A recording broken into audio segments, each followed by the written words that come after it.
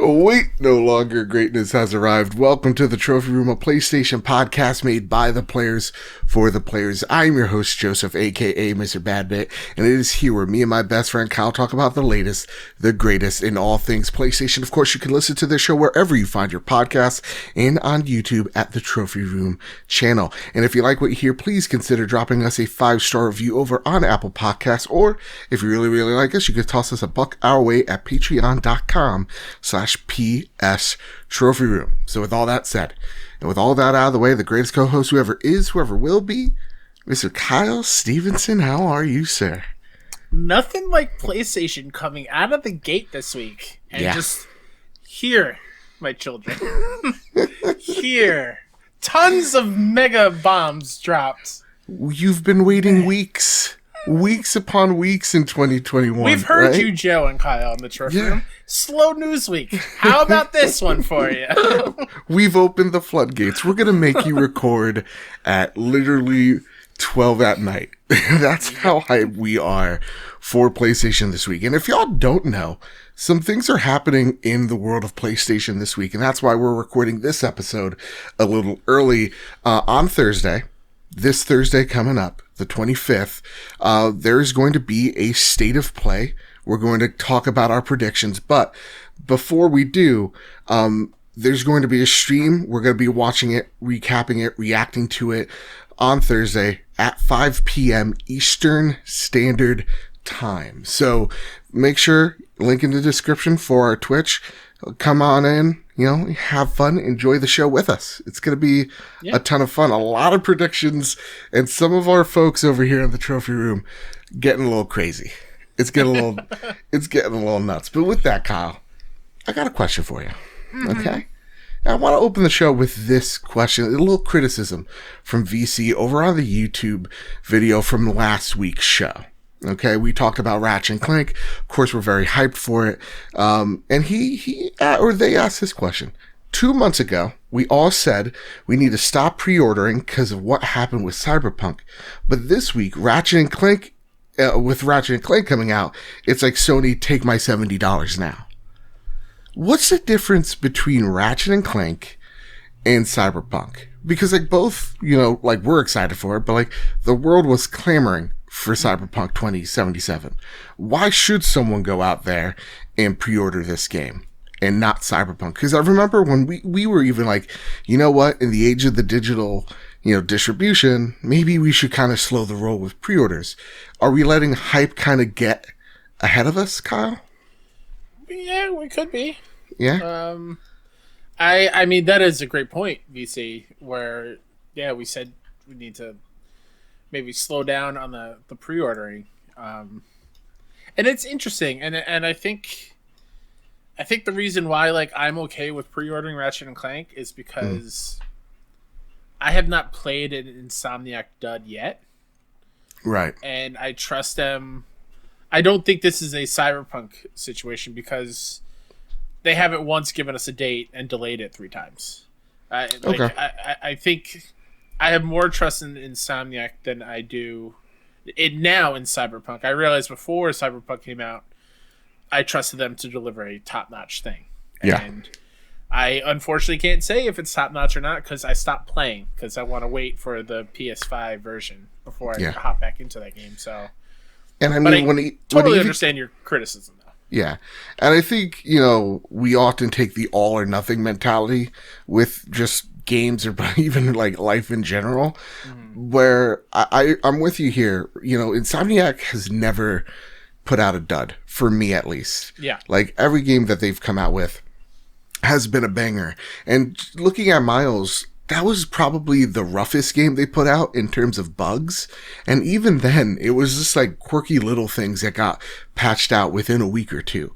And so seeing, Ratchet and Clank seemingly moved to the summer kind of allows Insomniac to have more time with this game to put out something that is going to be hopefully a really polished experience. But with Insomniac's track record, you could just even look with, side by side with The Witcher 3 when that launched. It also came out buggy. It also needed patches, also needed fixes, that I'm more confident in Insomniac. Now, did I go out there and I pre-ordered Ratchet and Clank?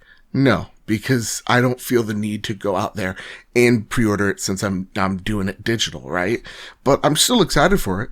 And if you're excited for something, go for it, right? Yeah. Because it'd be foolish for me to say, hey, you don't need to pre-order a PS5 or an Xbox Series, We need to stop doing that. No.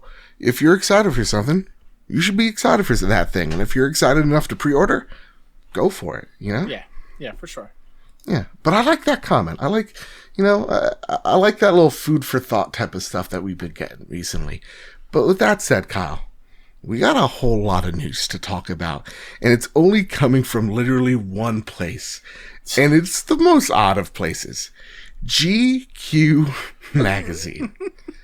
We have an interview with Jim Ryan that talks about the future of PSVR 2, that talks about PlayStation games heading to PC. We're going to be talking about some Hogwarts drama that is still continuing, and of course we're going to be giving our state of play predictions for the state of play, the February state of play. But before we get into all of that, I want to thank our amazing patrons over at patreon.com/PS Trophy Room. The one thing that we always say week in, week out, if we ever got you through a long car ride, a tough day at work, this whole COVID situation, it really does help us out if you throw us a buck our way over at patreon.com/PS Trophy Room. I want to thank our newest patron, Sean Henniger, and I want to thank our platinum producers, Todd Burwitz and Too Soon. I want to thank our gold producers, Chaotic Monkey, Gavin Goffrey, Griffin West, Jose Jimenez, Jedi Master Ren. Our silver plus members, Hide Indoors, Marcus O'Neill, oh, it's just right, JB the Purple Monkey, Jadus Fawn Metal, Tim Ulf, and Justin Rodriguez. Thank you all so much. And I kind of feel like I nailed it there. Sure did. Again, it's midnight as we're recording, and I feel like usually my vision's a little fuzzy. Why hasn't GQ come and interviewed you, Joe? I know. My vision's 2020. Let's go, GQ. With that said, Kyle, let's stop beating around the bushes. It's time to square up the news. Sure. This comes from GQ or Gentleman's Quarterly, which is what it's. No way. Really? It sure is. Robert Leadham writes, PlayStation's Jim Ryan, we're making a completely new VR format for PS5. Mm-hmm. So here's the question that Robert asked Jim. So the obvious question is, what's changed from the first headset? Jim Ryan says, quote, so this will be a completely new VR format for PS5. PlayStation has considered VR as a strategic opportunity and a big innovation story. We think there are two themes that you're going to see. Us capturing the technological process that has taken place since the present VR system came to market, and a considerable amount of lessons learned. Because the present system was our first one. Changes will be things like moving to a very easy single cord setup with this one and many other similar learnings. Dev kits are about to go out. Question. Why make a follow-up to the first headset? Jim Ryan says, we believe in VR and have been extremely happy with the results with the present PlayStation VR and think that we will do good business with our new VR system for PlayStation 5. More importantly, we see it as something beyond this coming iteration that really could be really big and really important. There are a lot of reallys there, Jim. Yep. We like to innovate. We think our community likes us to innovate. I turn around the question and say, why not? For us, it's a very logical step to take. We're very excited by it, and we think that people who are going to make VR games for our new VR system are going to be very excited too. And then the PlayStation blog continues. We're continuing to innovate with our new VR system so that our fans can continue to enjoy the unique experiences that are synonymous with PlayStation. We're taking what we've learned since launching PSVR and PS4 to develop a next-gen VR system that enhances everything from resolution and field of view to tracking and input. It will connect to PS5 with a single cord to simplify setup and improve ease of use, while enabling a high-fidelity visual experience. One of the innovations we're excited about is our new VR controller, which will incorporate some of the key features found in the DualSense wireless controller, along with a focus on great ergonomics. That's just one of the examples of future-proof technology we're developing to match our vision for a whole new generation of VR games and experiences. Kyle, a lot there. And it's also one of these interviews where, it's like over the phone or via Skype because, he throws out a lot of reelies and just goes kind of all over the place with some of his quotes. So you did a fantastic job reading all that, Kyle. But there's a lot to break down. We're talking PSVR 2, Kyle. Oh, man. Did not think we were going to hear it this early. Right? We're December, January, 3 months away from PS5? Yeah. And we're already hearing about VR2. That's wild. And the other crazy thing, if you think about it, he says dev kits are about to come out. Yeah. Dev kits started to land around this time for PlayStation 5. Mm-hmm. What does this spell for the release of this new headset? When do you think it's coming out, Kyle? I still think, realistically, September of 2022. So, next fall at the earliest. Mm-hmm. It's definitely not coming this year. No way in hell. What makes you say that? I mean, they're getting the dev kits. They still need to... Studios and developers need to make games for it and see what it can handle. I don't think there's going to be a 6-month turnaround in making a game once the dev kit comes out. Yeah, that's definitely right. A lot of people, when we put it out on Twitter, a lot of people were just like, man, port Alex to this.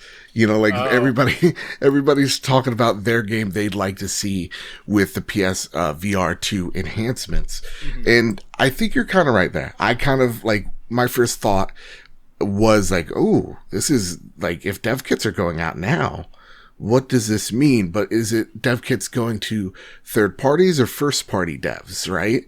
And so I think, I don't want to get the, cart in front of the horse here. I don't want to, say it's coming out this year because I really think PlayStation wants to focus on making sure this is the most successful year for the PlayStation 5 and then start ramping up the hype for the PSVR in 2022. I kind of think this is more letting fans know PSVR is here to stay. Mm-hmm. This is not a Vita situation. This is a technology that they still believe in. Yeah. I think that's giving that reassurance. I don't think anybody should get the idea of oh, this means, PSVR is around the corner. I definitely think it's deep in development, but it is still. So for example, and this is a headset, not a full-blown console, but VG 24/7, there's an article back in March of 2018 that says the PS5 dev kits went out to third-party developers earlier that year. So early 2018, the PS5 dev kits went out. And we got that system 2 years later. Sure. So probably similar thing to VR2. Again, I don't know if it's faster because it's just a headset or what the difference is there, but what technology they're using to track controllers. Mm-hmm. Yeah, I totally understand. Are they going to use that patent that I feel like we talked about a long time ago? Go for it. Of what looked like the DualShock that you could take apart? Is that what that is? So that famous Seamus asks this question: what are your hopes for PlayStation VR 2? I'm hoping for better controllers than the Move controllers. 100%. 1,000%. And I think it's interesting that the blog part about this, they were so this is just one example of this new VR controller that's going to be future proof. Mm-hmm. Where it was kind of telling that they used the Move controllers as part of PSVR, and instead of creating a brand new thing, they're like, "Oh, we already have it, so let's just use it." Mm-hmm. So I'm hoping it's basically the DualSense, where very much like Joy-Cons on the Switch, you can either put them in on a grip, you can use it like a regular DualSense, but when it comes to VR, you can hold down a button on the back and slide them out. And have them all. Don't do that motion on video, Kyle. Don't do that. Too late, Whoa! Kyle. No, and I think actually that's a really awesome idea, because one of the things with PSVR, a lot of games like Astrobot's a great example, and Moss, you didn't necessarily need the nunchucks to move around and have a good time in VR. You could just use teleport. the Dual Shock. Yeah. So for me, I really think that you're onto something where we could have detachable controllers similar to that of a Joy-Con, where, yeah, you're using these things, like, I think the more premium Joy-Con grip, you actually have an internal battery that helps charge the Joy-Cons. So it'd be cool if there's like a little hub, and maybe that's like the touchscreen slash or touchpad slash like battery inside, and you're using the controller as you would like on a Call of Duty, or then if you want to go play Moss 2, bam, it's right there. And you could switch within playing a PS5 game and a PSVR 2 game on the fly. That really excites me. What's another thing that you hope out of the PSVR unit? Because I've seen some people going, oh, we're still using cords? Yeah. Like, are you kind of disappointed about that? It's a bummer. Is it really? It is. Because ever since I got my Oculus Quest 2, I'm like, oh man. So you're really above us. You're above us. I'm not above anybody. I gotcha. It's just like, it's nice not having the feeling of, all right, I can't really whip my head around and turn too fast, or else I'm going to A, trip over myself, or B, pull my PlayStation down off the shelf. So with the Oculus Quest, that's just the Oculus Quest 2, everything is in that headset. You don't need to hook it up. I mean, you can hook it up to a PC with a cable, but it is totally okay using it on your own. Just like, and it does this really cool thing where you can see the room in VR when the headset is on. So it uses the cameras, and you can see your surroundings. So then you can make a boundary. So like, and then when you hit the boundary, it does this really weird thing where it's half game and half like your room. So like, you'll see like your dresser out of the corner of your eye, like, okay, I'm too close to the boundary, let me move back. That's awesome, actually. It's really, really cool. And so the single core thing for VR2, it is a bit of a bummer, but if it's less, because like the VR cord is kind of thick and kind of heavy. Yeah. And especially with that box that connects. I hope it's just a cord that goes straight to the PS5. That's what it seems. It seems like they say it's a single cord. That's beautiful.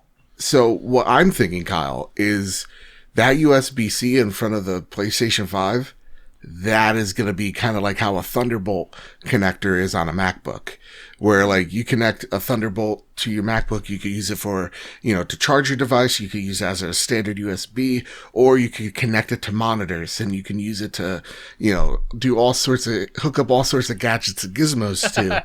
That's what I'm kind of thinking here, is it's going to be a fancy USB-C cable that plugs into your headset and into the PlayStation 5 in front of it. So if you accidentally yank it, you're not yanking it, backwards and causing a whole scene. And also, if that's the case, setup. Which I hope it is, that's excellent, because it also solves the problem that I have with the VR that I have, the PSVR 1, because there's no HDR pass-through on the version that I have. So that's why I don't have it hooked up at all times, because I won't get that experience on every other game because of that stupid little box.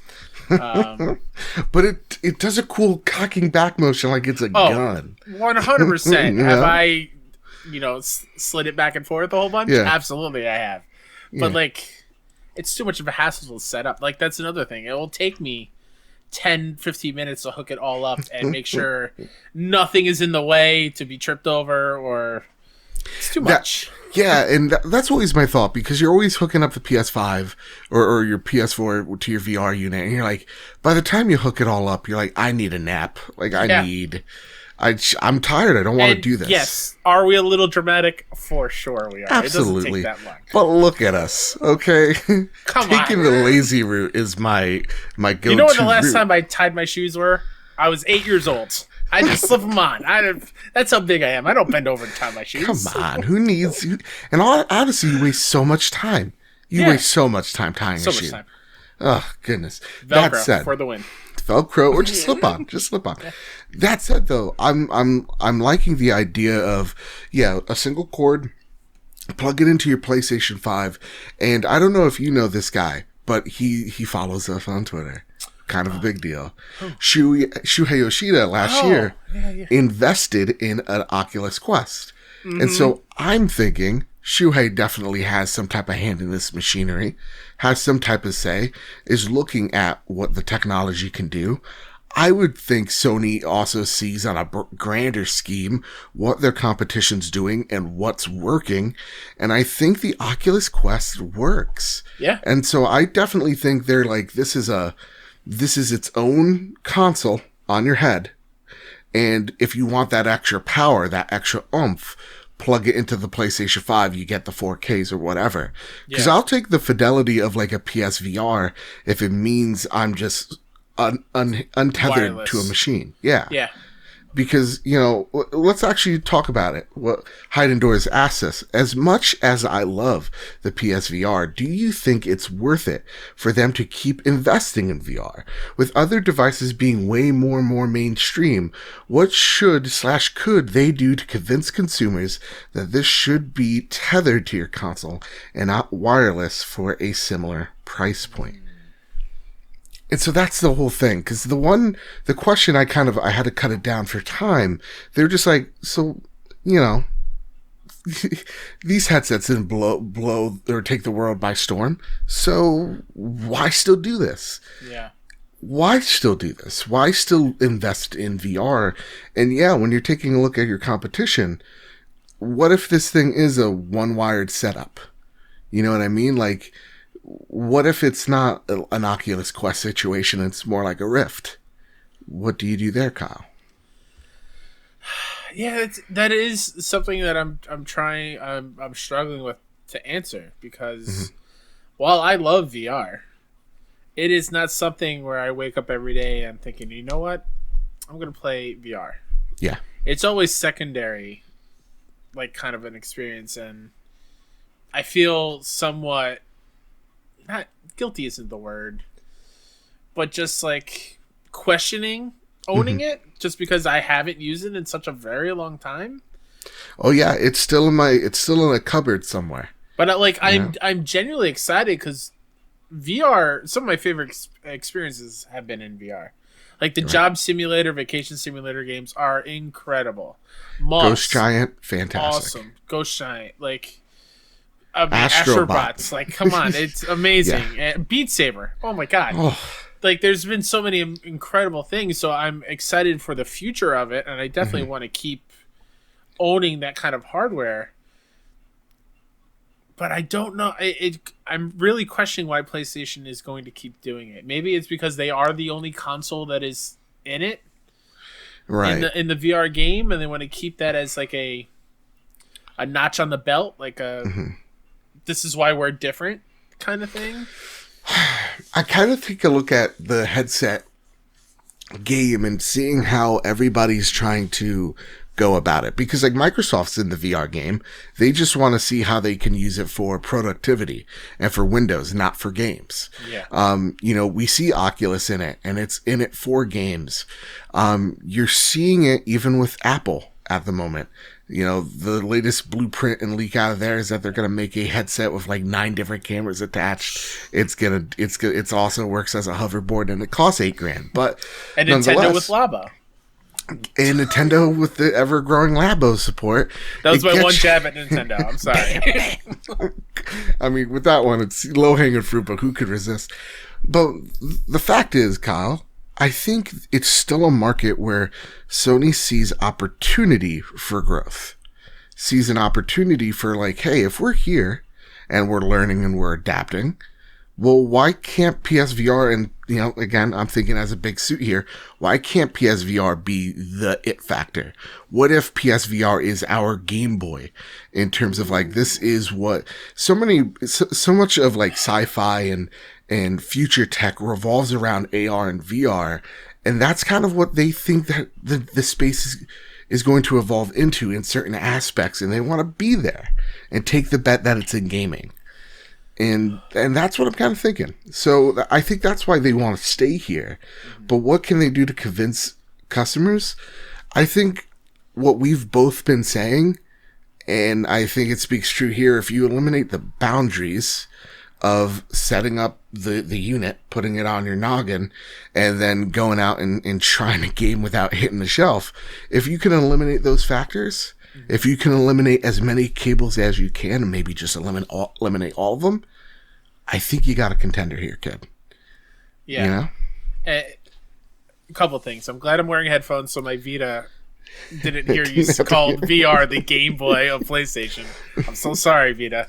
I think the other interesting thing with VR, even before VR 2, is the issue with getting people into VR anyway. Like, we can talk about how amazing it is, but once you experience it is when you fully get it.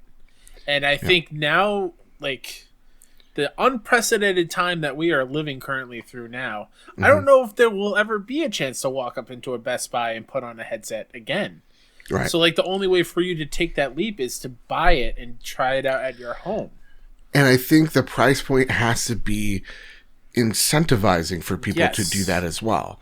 Like, I don't know if dropping $500 on a headset's gonna sway anyone, right? No. Or it's gonna probably move people away. So, like, what is the sweet spot? Unless it's Bloodborne VR, right, Charlie? Oh my god. Yes.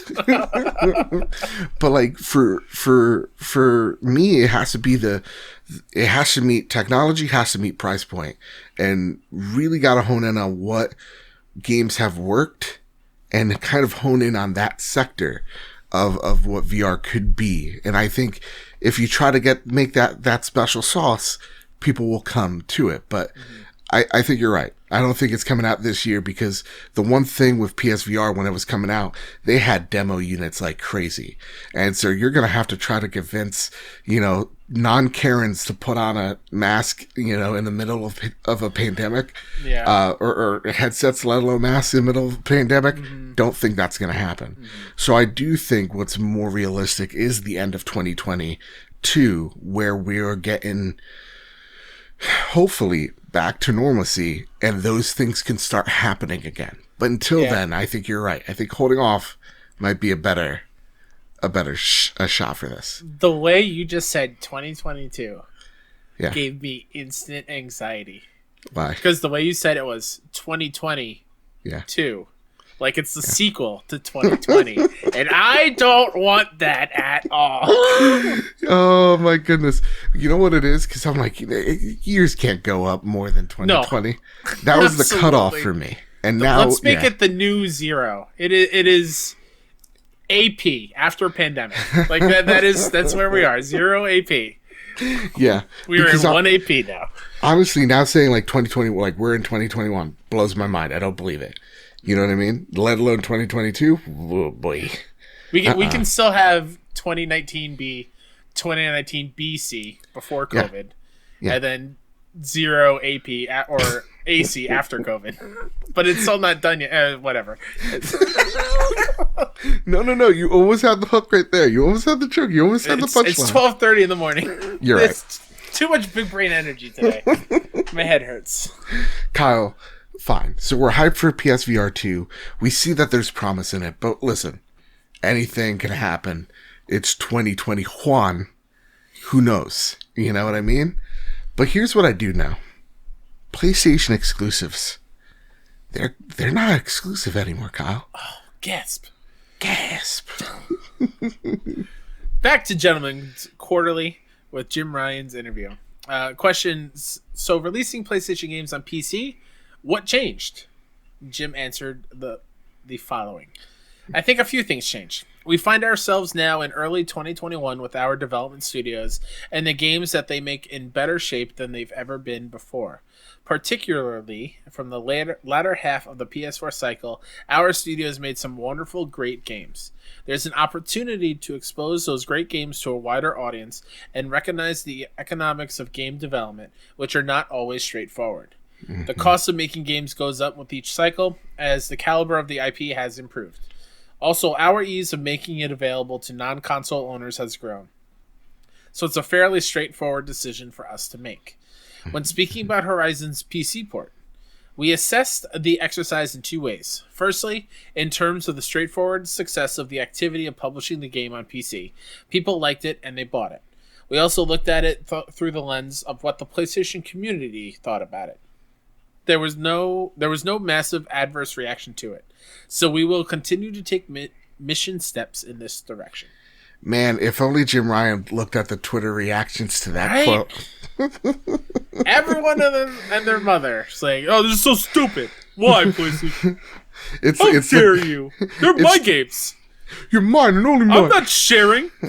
No, it's like the gif of the guy just like literally walking out the window. It seemed like with some people's reactions to it. Yeah. So over the top.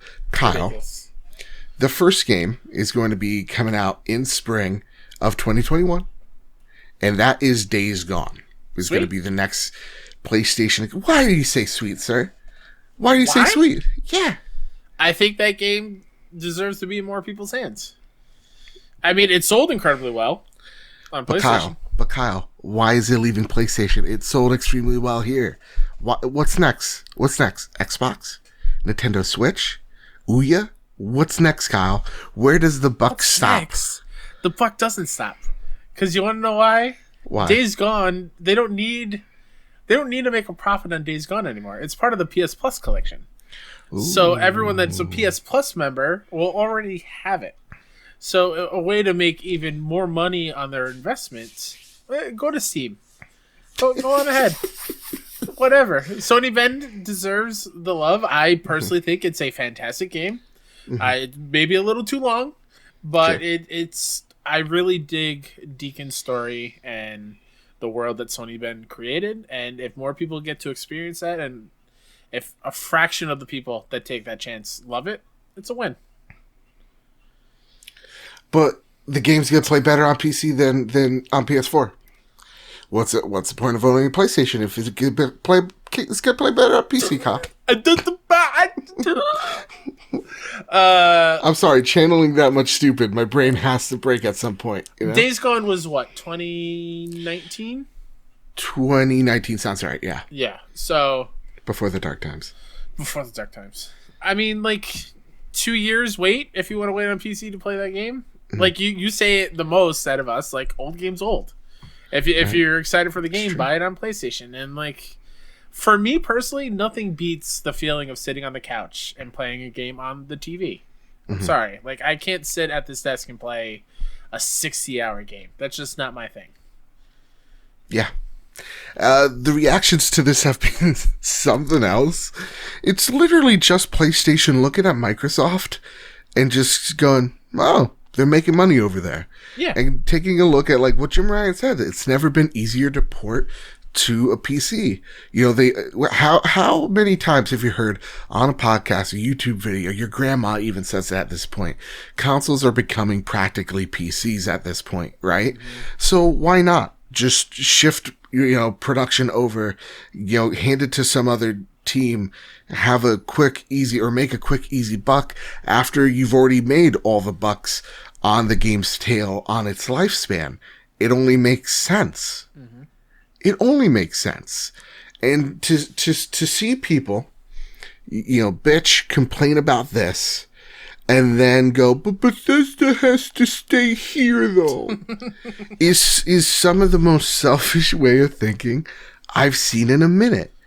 And I think it's kind of crazy thinking. And I think the other thing that Jim Ryan says is it's getting more expensive. Games are getting more expensive than ever. And, we get this question every once in a while of like, hey, Ragnarok, gonna be a smaller experience like Miles? And I think the answer to that is, I think all games are going to be a little bit smaller like Miles from here on out. I think games have gotten a little bit too big and a little bit too broad, and the production values of these things have gotten to such an extent where you take one slight little risk and that might tank your game. That might tank your studio. That might tank your projections for that quarter. So like, yeah, if this means, hey, for the next few odd years, I don't have to worry about a microtransaction in a PlayStation game, I'm totally fine with this. Mm-hmm.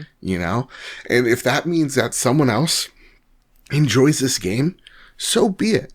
So freaking be it. We're big Who cares? proponents of like it gets more people to experience what PlayStation's all about and what they do so great. So like it's a huge win. Yeah. Why would we not want other people to see these awesome games on the platform of their choice? Yeah, it also goes back to like the MLB thing of just like MLB's going to be on the series S and X, and there's actually it's kind of funny because we're seeing the tests go live on PlayStation 4, and it says Series S and X test beta. Yeah, on your PlayStation, hilarious. Very briefly today, when I was trying to hop on, it even the little pop up will say like, you might be matched with someone outside of this console community. And be prepared. This doesn't reflect on PlayStation or whatever. Like, all right, cool. It's weird, but all right. Yeah, and I think when people saw that news, like MLB made them. It's like, did they make them a little bit? But it wasn't like an arm twist. It's like, hey, you're making a lot of money here. You want to make even more? Yeah. It's like, they're like, nobody is happier for more people to play MLB The Show than I am. Yeah. I feel so sorry for Xbox users. Why? Who have not had a good baseball game in forever. Welcome to the show. It's going to be an amazing time. Yeah. I thought you were going to be real salty about it. Be like, no. And because I feel real bad for him because on game day, I'm going to kick your ass. Bring it. I barely touch online, but like it's awesome. But it was wholesome and I love it. Yeah. Yeah, it's great. Yeah. Let it happen. This is fine. This is so fine. And actually, if anything, really if you're an investor, this is good news. You're going to make more money. You're going to make more money. That's fantastic. Because, like, I don't know. It's just a little crazy. Yeah. Now, here's what Nagachaka writes in and asks us. Days Gone is officially coming to PC, and apparently the whole slate of PlayStation exclusives... Not the whole. A whole slate. A whole slate, sorry. It's 1 o'clock. A whole slate of PlayStation exclusives will be coming to PC as well. Which game do you guys think will come next to the PC platform? I strongly suspect it will be Ghost of Tsushima. That's a great guess.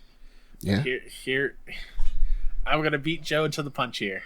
I think it's Bloodborne. I think this is. They hear people say like we want to add 60 frames. They hear it. They have to hear it, and like that would be much easier to do. I feel like on a PC port. Yeah. If they don't want to really put the time and work into a new PS5 version or something, but like. I mean, you just hand it. You're not handing it over to From. You're handing it over to some third-party developer that's going to port the game over to PC. That was like Death Stranding, right? Who did the PC port on Death Stranding? Almost knocked over the water on all the computers. Is that 505? 505 did the publishing. Yeah.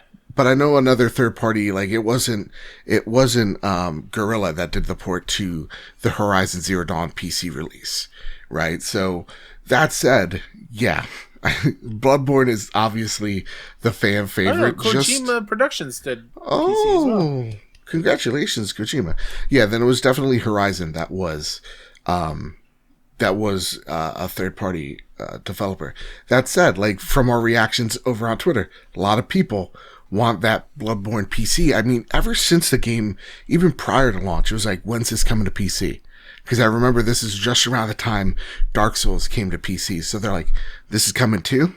When's this happening? So again, more people get to experience Bloodborne? Dude. Let's go. I will trash you. Okay? I will play on my PlayStation 4 and I will still fucking demolish you in Bloodborne PvP. All right? You think Joseph plays fair? You don't think Joseph plays dirty. It's prison rules when you're with me, okay? And guess what? I'm not locked in here with you. You're locked in here with me. That's the only cool line out of The Watchmen. I'll use it here. But Kyle, other than Bloodborne, me talking shit to random people online, what is a game on from the PlayStation catalog, the PlayStation 4 stable that you would like to see arrive first on the PC platforms? Oh man. I mean, I think the pretty obvious one is anything from Naughty Dog. Right? I think that's the clear winner. Any of the Yeah. Uncharted's or The Last of Us 1 or 2. I feel like that's a pretty strong Why not bet. both? Yeah, why not both is right. Ghost is a great one. I think a sneaky one would be Infamous. Okay. Like, Okay. just like a smaller one. I think if I could give like a little caveat, Yeah. I don't think I think the ones that are shoo-in, God of War, Bloodborne, God of War has one Spider-Mans. already, right? PC? No. I thought God of War was coming to PC. Corey Barlog keeps teasing it, but it hasn't okay. been officially announced yet. He keeps teasing like mouse and keyboard support, mouse and keyboard support. All right. So like, yeah, I think games that are absolutely getting sequels, like Ghost coming on there. I don't think. I'm sorry, Kyle. I don't think Infamous is made the cut. You know what I mean? That's totally fine. Yeah. So that's what I'm thinking in terms of what PC games or what PS4 games are going to get the PC games treatment. I really do think, Kyle, the next one is, drum roll please, Last of Us Remaster and Last of Us Part 2. I can't wait to relive all that rage and, culture wars that were going to ensue when that launches on PC. But honestly, we saw last year, right? They were trying to hire people that know how to code for NVIDIA software. So obviously they have people in place here that are going to probably port it over to PC. And this is also while they're kind of going to try to build the hype off of, that HBO show. So I don't think, I really don't think it's going to be Bloodborne next. I actually think it's going to probably be The Last of Us next. Another one that could be sneaky, because technically it's still a PlayStation exclusive. Okay. Final Fantasy VII Remake. Ooh. Because there's still no news on Xbox yet, as far as I know, Right. or PC. But you gotta imagine it is a timed exclusive. Yep. So like, do you think that's going to get the Series S and X treatment as well when that thing comes to I can imagine third party? So. Would you replay that again on PlayStation 5? 100% yes. I like Who how do you think looked I at am? me. 100% yes. That's awesome. That's fantastic. Yeah. So again, PlayStation games coming to PC. Look we didn't lose our mind. Nope. It's fine. Everything's great here. The water is fine. More people get to play PlayStation games. I feel it's kind of like our MO here. What's that? I feel a butt coming. No butts. No butts whatever. Yeah. Right. We're good. PC games are for dorks. All right, Kyle, but there is a butt coming. There is a butt coming. We had so much good news. We talked about PSVR 2 news. We talked about PlayStation games coming to PC. I brought this to your attention. This is a story that I don't feel too heavily invested in because it's not my genre, it's not my game, it's not my books or whatever, not my fandom. But I know you have a personal attachment to this. Yeah. So I'm here to break your heart. Go with the next story. Even with your text before you sent me this. I'm sorry. You just sent me, I'm sorry. I'm like, oh no, what happened? Yes. Yeah. This comes from Ian Walker over at Kotaku. Hogwarts Legacy lead designer used to run anti-social justice YouTube channel. Troy Levitt is a lead designer at Warner Brothers development studio Avalanche Software. Wait, what? What's that? That's a long sentence. Let me rewind. Okay. Took me for a loop. Troy Levitt is a lead designer at Warner Brothers development studio Avalanche Software, currently working on controversial Harry Potter game Hogwarts Legacy. He also ran a reactionary YouTube channel focused on attacking feminism and social justice for over a year. This information was first provided by Did You Know Gaming contributor Liam Robertson, who highlighted the channel Friday evening on Twitter. An accompanying screenshot shows a small portion of Levitt's YouTube channel with video titles such as, quote, "The Injustice of Social Justice," "In Praise of Cultural Appropriation," Woof. and "Are Thought Crimes Becoming Real?" Woof. The latter a reference to George Orwell's dystopic sci-fi novel 1984. Among Levitt's other videos are lengthy defenses of both John Lasseter, the Pixar co-founder who left his position at Disney in 2017 after allegations of sexual misconduct, misconduct, and Nolan Bushell, the Atari co-founder, whose Kotaku's reporting found to have fostered a toxic work environment for women. In some of his videos, Levitt expressed support for Gamergate, a movement that fostered harassment against women and other minorities in the gaming industry, and criticized Anita Sarkeesian's Tropes vs. Women series as, quote, uninformed fringe position, end quote. Levitt claims that he made his employees at Warner Brothers aware of the channel after being hired at Avalanche Studio in February 2018, and that they didn't seem too worried about its content.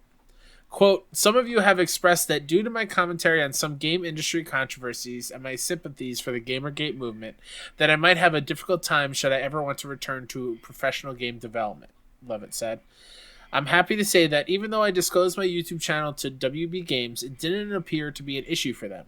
Not that they endorse anything that I've said, of course, but at least they seem more concerned with making good games than with pushing some kind of social justice agenda, so there is hope. Oh, what a douchey quote towards the end. What a douchebag. Sorry. Warner Brothers declined to comment when contacted by Kotaku for a statement on Levitt's views and involvement with Hogwarts Legacy.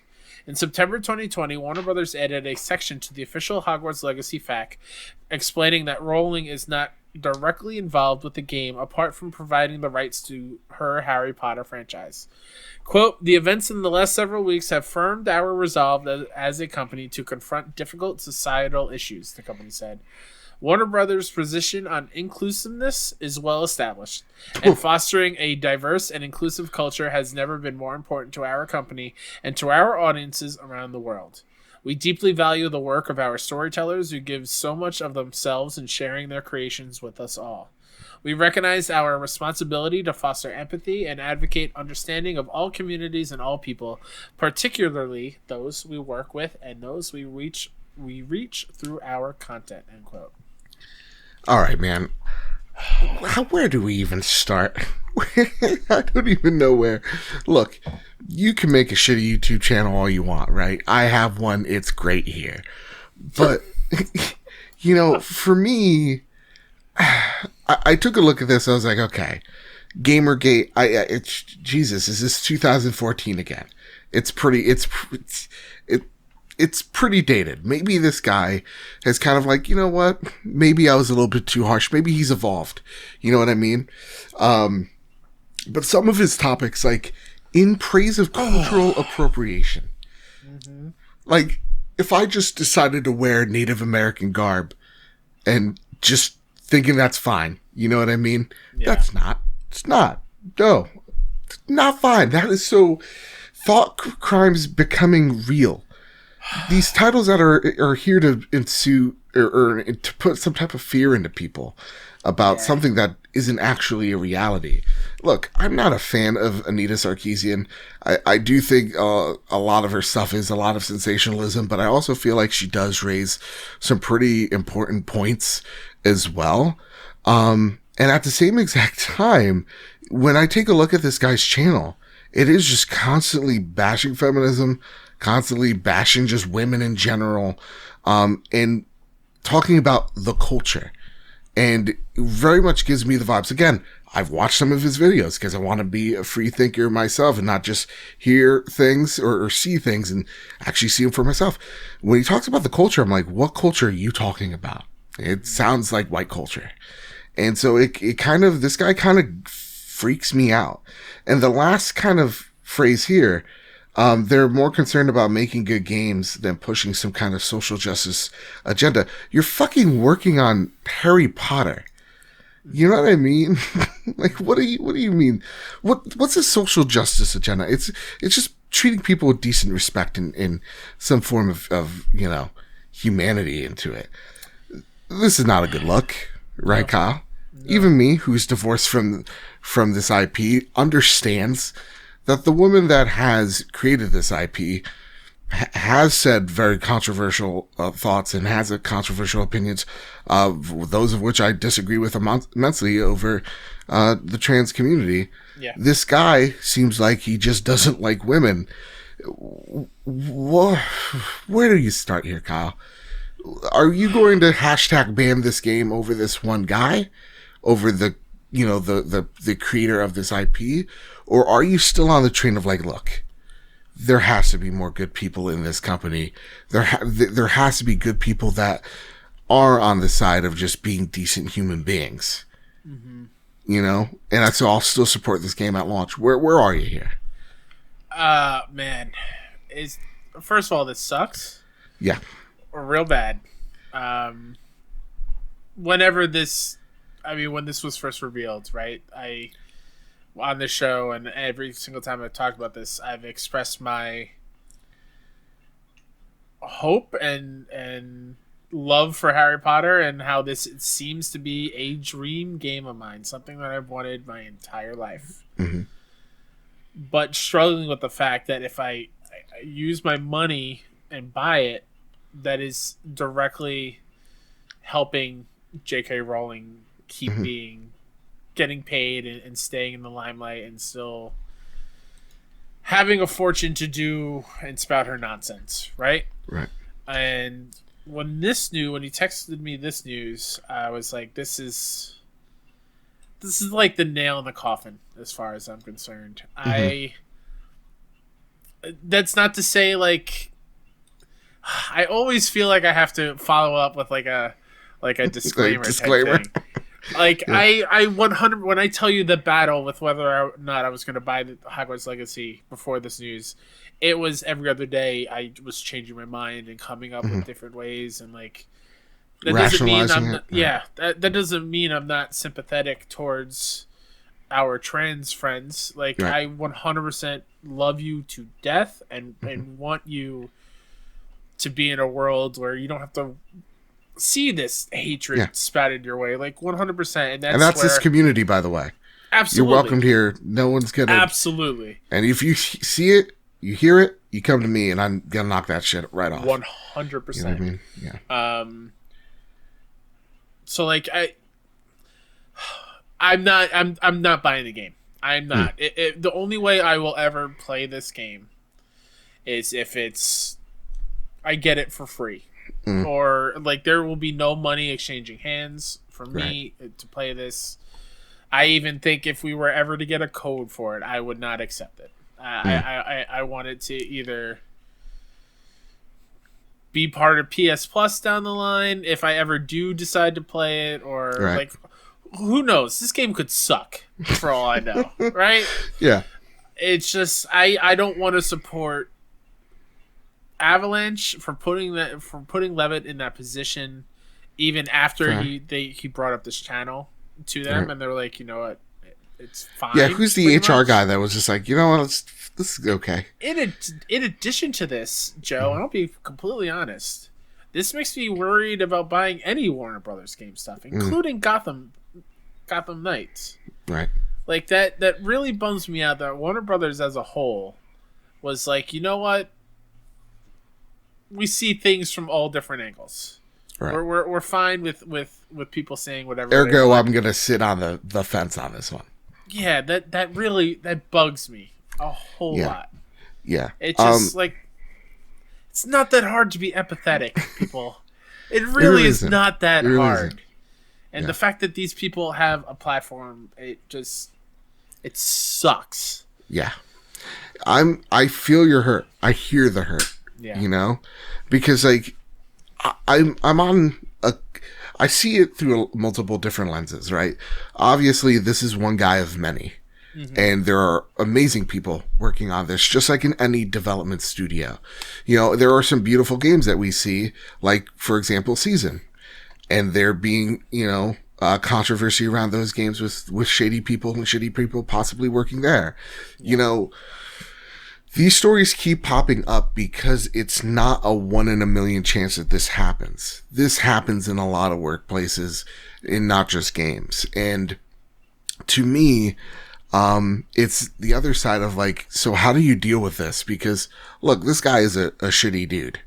Yeah. How do you make sure, I'm not on board with the whole thing of like, cancel this guy. This guy's a piece of shit, so he should never work in anything again.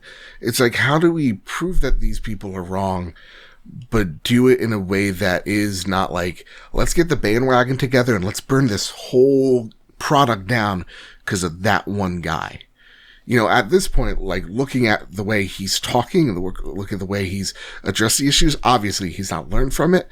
And yeah, maybe he needs to get the hell out of here. That's another good point. Like if he has come out since this thing broke and be like, listen, I've learned, I've realized the error of my ways. Yeah. But he's kind of doubled down.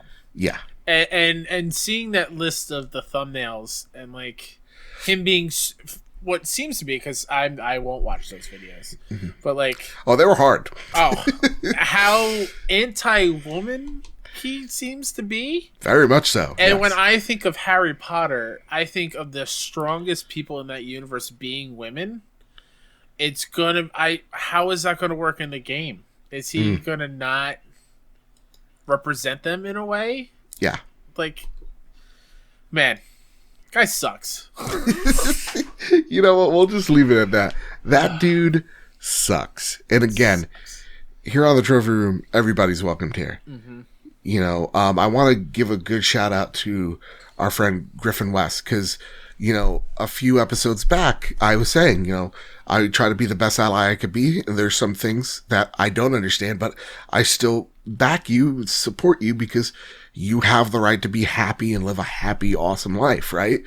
Griffin actually sent me to a few places. I believe their name is ContraPoints. And it's just like a trans person talking about, different aspects of their community. And it actually helped me inform myself and make me hopefully see someone that I normally wouldn't be able to see and make them visible to me, to understand, their conflict, where they come from, and see the life through their lens. And I think that's what we all need. And when we shut ourselves down, we become like this lousy dude, Yeah. I don't want to be that lousy dude. Another disclaimer, just because I feel like I have to put it out there. I am not saying don't be excited for this game. Oh, if you're still hyped for Hogwarts Legacy and you still want to play it, by all means, go for it. I'm just saying, for me personally, this was too much. Yeah. But I'm not going to look at you and be like, how dare you? That's not my style. That's not my personality. And as someone who was never going to buy this game in the first place, yeah, I'm not going to make fun of this game anymore. You know why? It doesn't even deserve my little teases. Oh, Governor Sporty. That was the last one. Kyle, talking about the last ones, let's talk about the last topic of the night. Whew. And that is... Let's bring this train back up. Let's go. Positivity. Here we go. We're ending on the highest of all high notes, BB. Let's do it. State of Play returns on Thursday. Take it away, Kyle. Sid Schumann over the PS blog writes, Thursday, February 25th, State of Play returns. Time for another State of Play. This Thursday, a State of Play broadcast will serve up new updates and deep dives for 10 games coming to PS4 and PS5. Including new game announcements and updates on some of the third-party and indie titles you last saw in June's PS5 showcase.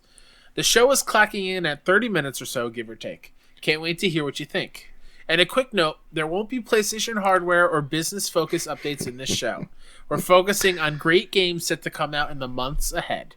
Be sure to tune in on Thursday, February 25th at 2 p.m. Pacific or 5 p.m. Eastern Time. Central Time, figure it out for yourself. I don't know what it is.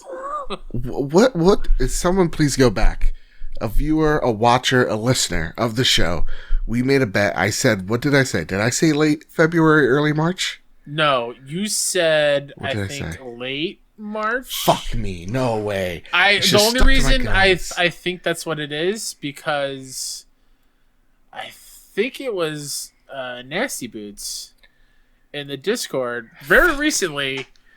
I didn't respond to it because I was whatever, but he says March 17th, you got to be out of your mind. Something along this line. Yeah, absolutely. Something Nasty Boots would say. And I was pretty damn close. It's not that far away. I feel like yours was further than mine though. Damn it. I could be wrong. I could be wrong too. I don't know. Did not think it would be before March though. It's wild. Okay, so let's break this down. First question for you, sir. Uh-huh. What was that meeting like when the PR team of Nintendo, they're the PlayStation informant at Nintendo, handed over, sits you in the notes of like, listen, they're gonna plan a direct second week of December. Here it is, and like slip them the note. You know what I mean? Like, hold all the news you got. They got fucking Zelda's 35th anniversary.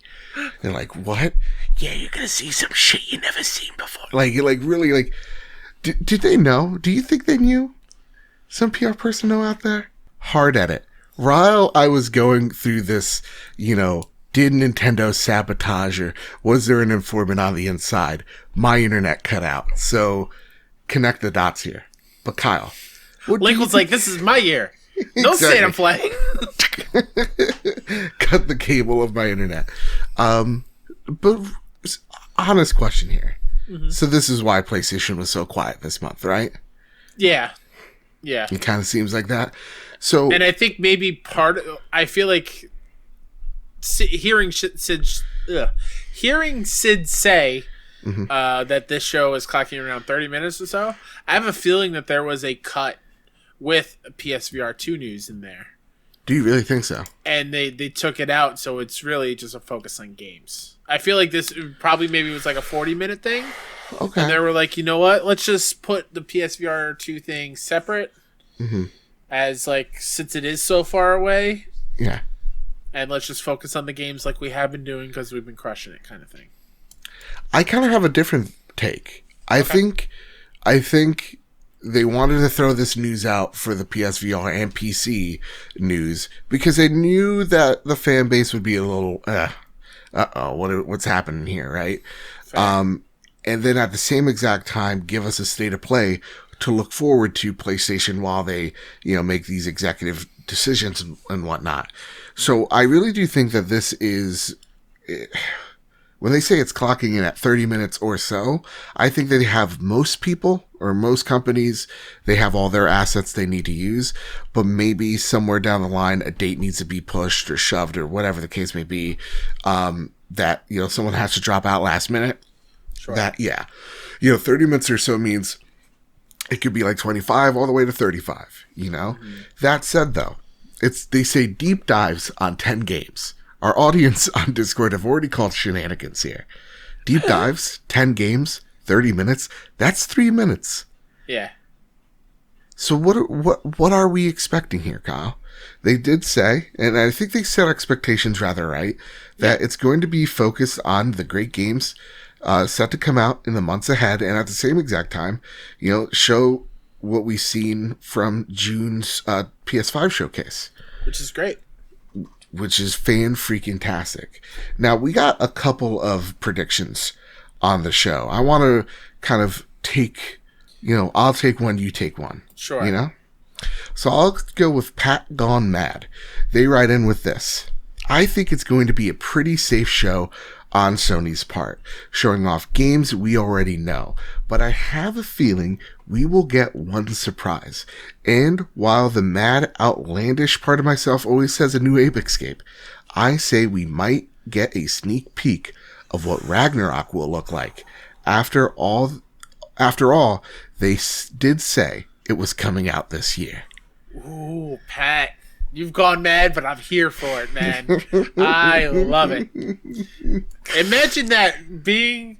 That's a reason to watch us live react to this. Right.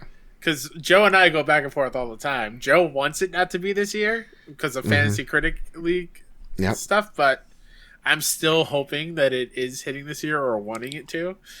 Oh, man, that'd be great. If it just, a trailer drops and goes, still...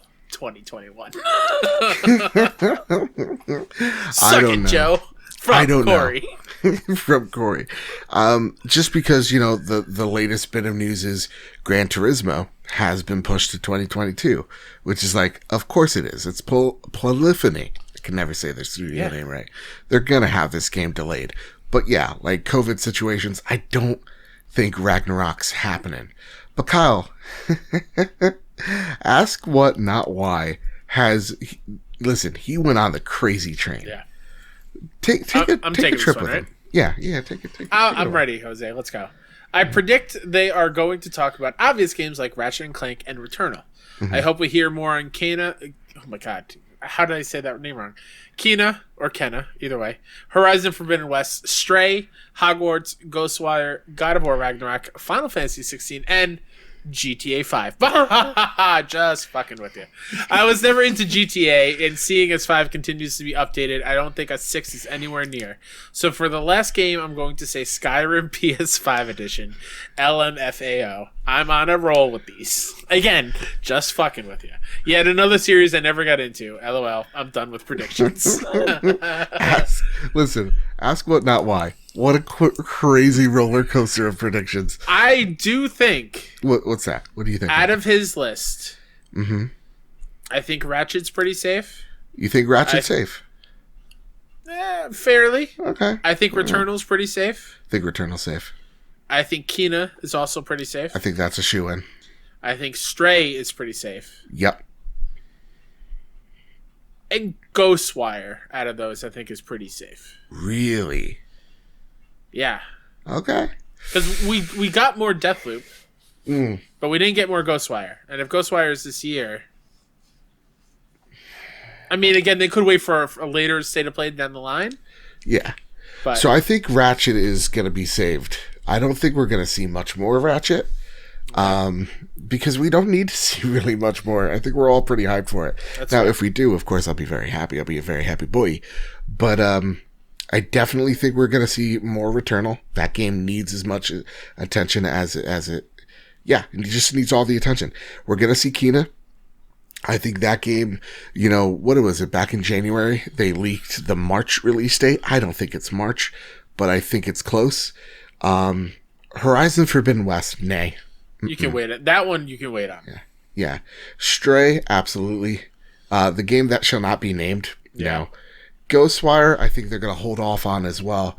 Ragnarok, Final Fantasy 16. I think FF16 is a good chance. I don't think so. I mean, that's still rumored to be this year. It's still rumored, but I'm thinking months to come. This is if it's May or above, maybe, and I'll give leeway for Ratchet. If it's June and afterwards, that's another state of play. Oh man, see, like after what Nintendo did and said first half of 2021, and then threw all the rules out the window, I don't believe anything people say when it comes to that stuff.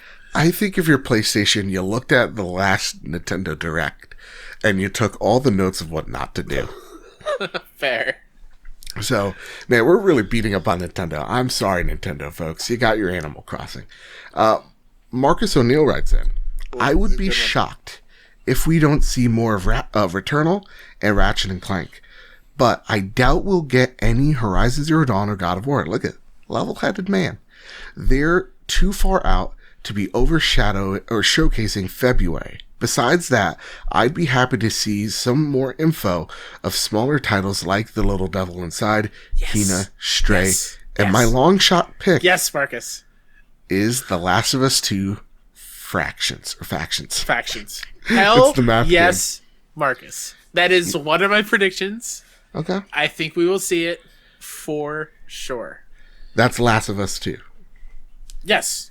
Will they give us, you have to buy it for $10, deluxe edition? It's its own thing. It is a standalone thing that Naughty Dog has said. So okay. I feel like you will probably have to spend something on it. Dish it out. I'm in. It'd be cool if it was free. I think they owe us it for after torturing us for 20 to 30 hours. I think they owe us this. All right, Kyle, what's famous? Oh, you're lucky. You got the most famous prediction. Very lucky. Go for it. My prediction for the state of play. Persona 4 Golden, or better yet, a Persona collection. Okay. The unannounced Uncharted game. Ooh. That's a good one. Maybe a Fortnite announcement. Let's go. Days Gone 2 announcement. Days Gone 2. Okay. Let's tackle this Fortnite one. What's a character that you feel like should be in Fortnite? We got Kratos. We can't do Ratchet and Clank. Why not? Because they don't. Not? Because they have to be like humanoid, Aloy, Jack. I think, is lazy. Jack? Yeah, Jack and Dexter. I'd allow it. Wait. Dexter's the back bling? It could be.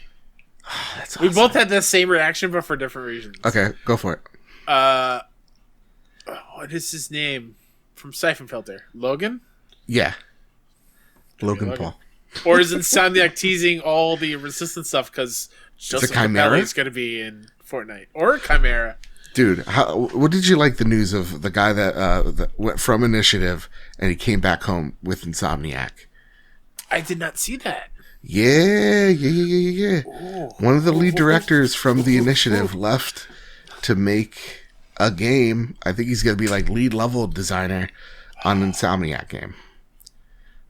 Resistance, come home, please. And one of his first games he's worked on was Resistance. He said 15 years ago. Back home to Papa, please. Yeah, I know. That'd be great. Uncharted, the unannounced Uncharted game is also a very solid pick. Again, but if they are following what they said, first half of 2021, that is where I say maybe not. Maybe we are setting our sights a little too high on bigger name new game announcements. They very well could be indies. Mm-hmm. But that thing's been rumored forever. Honestly, so I think, realistically, I think we're going to get a few games. I think this is small, and I like where they're leading expectations. They're like, we're not going to see anything crazy. Put your pants back on. You know, this is a Chili's. And then they're going to probably show something in June.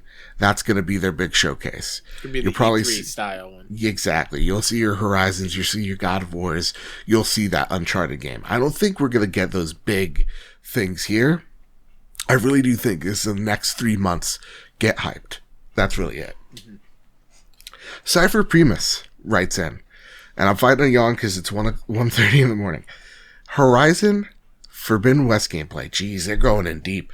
We don't see any by this point, then I'll start to worry about losing my top fantasy game pick. Don't worry, Cypher. I think you're good. You're good. Jim Ryan literally said 2021 we're focusing on Ratchet and Clank, Horizon Forbidden West. He didn't say Gran Turismo, he didn't say God of War. Just saying. But Cypher's next pick, God of War Ragnarok trailer. I'm not expecting the game this year. All right. And then they go, obviously, more Ratchet, especially the female Lombax, the Lombax's name, and Returnal. Abso-freaking-tootly. And he said, more PSVR 2. You know what? Shoot high, and you'll never miss. I don't know. I like this, though. I still don't know about Ratchet, but I'm optimistic. Because I think Ratchet, you can have your own state of play, but also Ratchet is like, I think you go to that state of play for a Ratchet, and that's where you put some smaller titles in there, you know? Sure. Yeah. So maybe it is a state of play. Who knows? Yeah. We got a few more, Kyle. Yeah. Mark Sawinski writes in, super hoping for some Ember Lab Kena Bridge of Spirits news. Cannot wait for that game. Yes, Mark. Same. Yeah, I think Kena is a shoo-in at this point. I think Kena is the thing that's going to be there. If it's not, are we worried? No, because I'm absolutely positive. Same. It's going to be here. Nicholas Downey, our good friend from Windows Central. What up, my man? Twisted Metal game announcement. Oh, man. Whoa. And hopefully Kena gets a release date. I think one of those things is happening. I think with Destruction All-Stars, Twisted Metal seems more out of sight. I think the Twisted Metal news is the TV series, right? Yeah, they have a writer for that. I think it's one of the writers from Deadpool and Zombieland. Oh. That so I definitely the tone very well. Yeah, exactly. I think that I still don't have faith in this, but if that seems like it can match the tones really well. That said, though, I think if you do make another Twisted Metal game, it has to coincide with that TV show. Sure. Yeah. I don't think you can yet, but I'm not giving out hope. Nakachaka writes in. Oh, sorry. This is yours. Go for it. Sorry. Hey, homies. What up, Nakachaka? What up? I'm just genuinely excited for the state of play. Any first party stuff will be great, but I really want to see/hear more about Ragnarok, and new gameplay from Ratchet and Clank would be dope. I'm happy that PlayStation is showing Nintendo don't. Oh, Nakachaka. How a game update is supposed to go. Guys, gang, listen, team, huddle around. We're supposed to be trashing Xbox, not Nintendo. Nintendo's the kid that eats glue. Xbox is a real competition out there. We gotta go mano a mano with these gang, you know? All these are pretty great. I think if any of these, not just Nagachakas, but the whole list, if a couple of these hit, it's going to be a great show. I really do think it's going to be solid. One that nobody wrote in and said that I'm baking on, selfishly. Give me that Hades on PS5. Oh, God, yeah. Just, let's get it over with. Let's say it's coming. Come on, PlayStation. Dude. Man, I want that game on my TV so bad. Yeah, when everybody's like, everybody's hot, and I'm like, yeah, are they really though? And I saw the cover, and I'm like, oh my god, that dude is. I just want to touch a peck, and then like you just see everybody. It's like, who's drawing these? Incredible artists. Yes. God, dang, yeah, Hades would be great. I want to see some more indies for sure. Yeah. I think the Volcano High, you're absolutely getting that weird game. You're absolutely gonna see more Stray. You know, I think they did a really good job. I think the trio would be Little Devil Inside. Yeah. Stray. Yeah. Jet the Far Shore. Ooh. I think those three are a really good shoe-ins here because we haven't seen anything since that June reveal, pretty much. Yeah. So I think it's about time. Yeah, I think it's about time as well. But there's one last stop on Sony Pony Express. Okay? Because everybody wrote in, everybody had these expectations. Captain Logan, though, he DM'd me. He's like, this question needs to get on the show. Hold on. What's that? We need to get in the tubes, right? I'm ready for the story time. Trust me, don't worry. I'm getting there. I would never forget the tubes. I've got my yeehaw ready and prepped. Yeehaw! Buckle on down. Yeehaw! You get to go that high. I can't. No, that's right. There's 2 levels between the people sleeping. One room. So Captain Logan's like, so what he did, he took his letter, kissed it, put it on the horse, slapped its rear. That horse went right in a tube, landed on my front lawn. Whoa. Believe it or not. Yep, he went bloop, and bam. And I got the letter. Do you have a tube for every continent? I mean, multiple. Or the continents are big. Into the one? Like Russia has a couple because you got Siberia, and then they got the Europeanish side. You got. I mean, Eurasia, right? That's one continent, but you got Europe in one area, you got the Middle East in the other, you got Indochina, China. I realize it's 1:20 in the morning. But did you just say that Russia was a continent? Well, no, I mean, like I'm saying, like Eurasia, Europe, Asia. I don't want to get too specific here. Got it. Pangea, Kyle. Ever heard of it?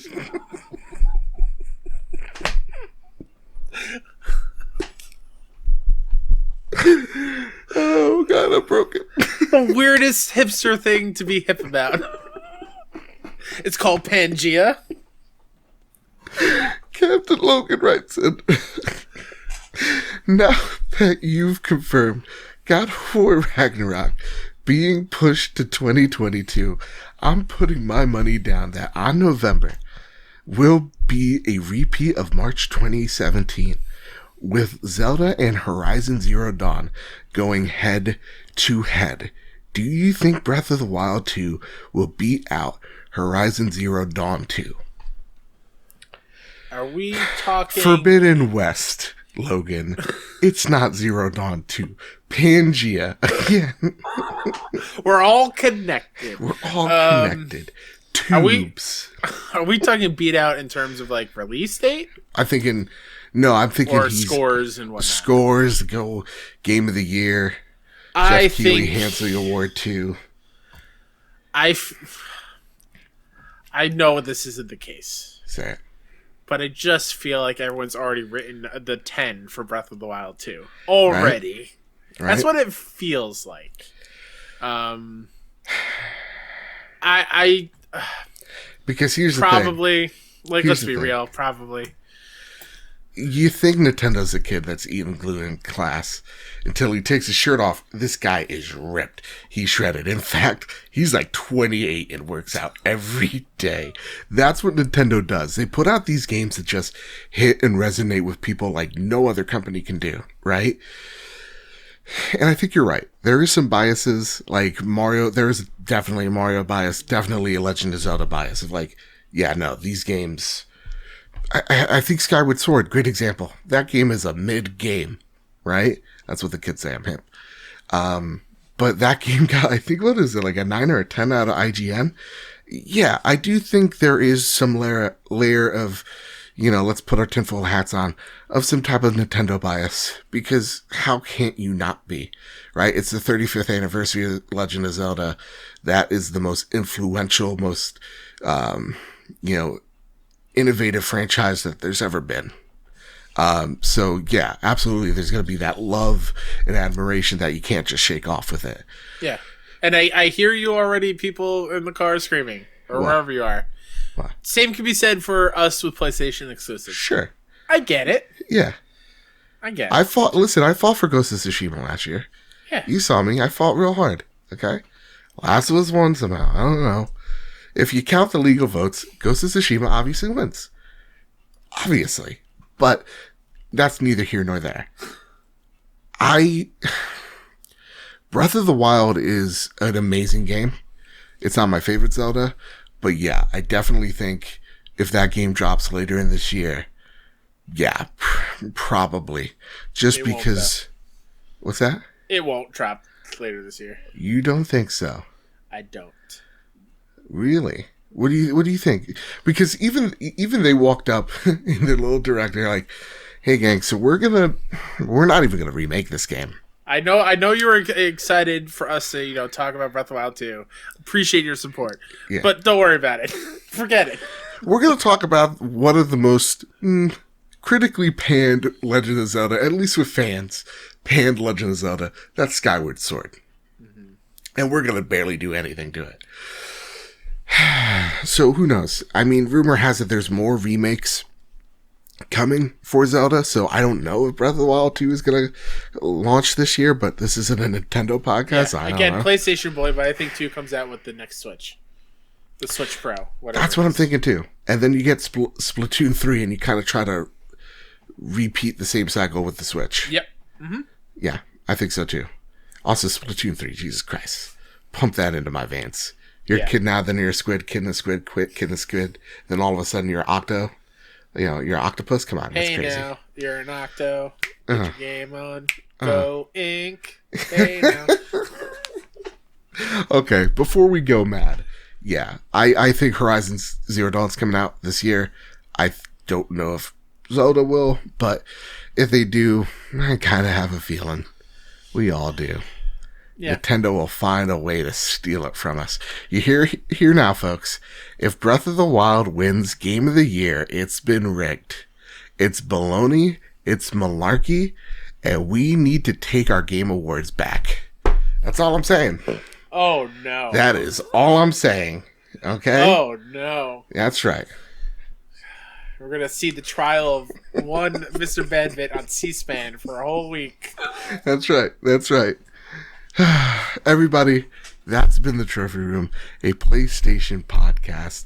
I've been your host, Joseph. If you like what you heard this week, please consider dropping us a buck our way over at patreon.com/PSTrophyroom or 5 stars over on Apple Podcasts. And honestly, as it almost is going to be like 2 o'clock sometime soon in the morning, you saw us take a trip down Crazyville near the later half of this episode. Feels good. It feels good. It feels good. Go on the crazy train with us. Man, how insane is the post show going to be? I don't know. Kyle, Become a patron and find out. Listen, it's going to be wild. Kyle, take it away. Where can people find you, sir? You can find me at Mr. KSEP on Twitter and on PSN. You can find all the indie game coverage that I do over at 61indie.com and youtube.com/61indie, twitch.tv/61indie. All this week we are streaming every day to raise money for Texas Relief because they got hit hard by winter storms and A lot of people need our help. They're a place in our country that does not see that kind of cold, and they got hit real hard. So they need relief. So please go hit up tinyurl.com/61texas and donate whatever you can there. I'd be eternally grateful for that. Link in the description to all that. Yeah.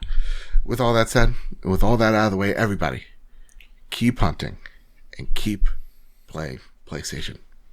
See you on Thursday.